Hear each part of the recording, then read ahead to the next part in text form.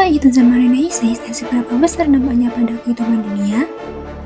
Video kali ini membahas terkait revolusi besar dunia yang memiliki pengaruh pada kehidupan sekarang, salah satunya Renaissance.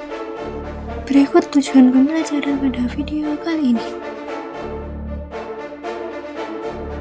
Nah, kita masuk ke pengertian Renaissance.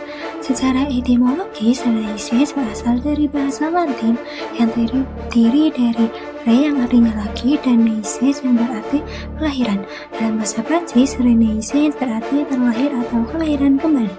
Renaissance dapat diartikan sebagai periode sejarah di mana perkembangan kebudayaan Barat memasuki periode baru dalam semua aspek kehidupan manusia. Renaissance bukan hanya kebangkitan seni dan ilmu pengetahuan, tetapi juga perubahan besar dalam cara manusia berpikir tentang dirinya dan dunia di sekitarnya. Manusia mulai memusatkan perhatian pada kemampuan dan potensi dirinya sendiri yang dikenal dengan istilah humanisme. Dalam pandangan ini, manusia dianggap memiliki kemampuan untuk mengembangkan nalar dan kreativitas tanpa harus selalu bergantung pada otoritas keagamaan. Kemudian kita masuk ke latar belakang Renaissance. Renaissance muncul sebagai respon terhadap stagnasi intelektual dan budaya selama abad pertengahan yang dikenal sebagai The Dark Age. Setelah runtuhnya Kekaisaran Romawi, Eropa mengalami kemunduran dalam ilmu pengetahuan dan seni. Namun pada abad ke-14, kota-kota di Italia seperti Florence, Venice, dan Milan menjadi pusat perdagangan dan kekuasaan gereja yang mendorong pertumbuhan ekonomi dan intelektual. Selanjutnya, kita akan membahas mengenai dampak Renaissance terhadap dunia. Yang pertama, pada bidang seni dan ilmu pengetahuan. Pada zaman Renaissance, ilmu pengetahuan mengalami perkembangan pesat ketika para humanis menemukan dan menyebarkan dokumen-dokumen kuno tentang matematika, kedokteran, dan topik lainnya.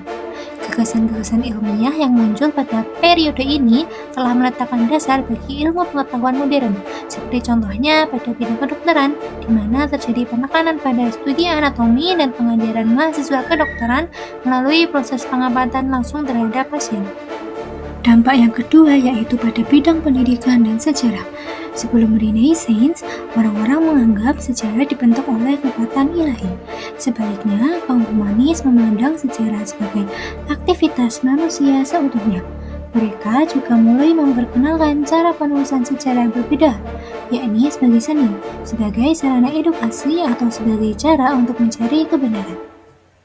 Yang ketiga yaitu pada bidang politik. Zaman Renaissance menandai berakhirnya feodalisme dan kebangkitan kota-kota yang bergantung pada perdagangan.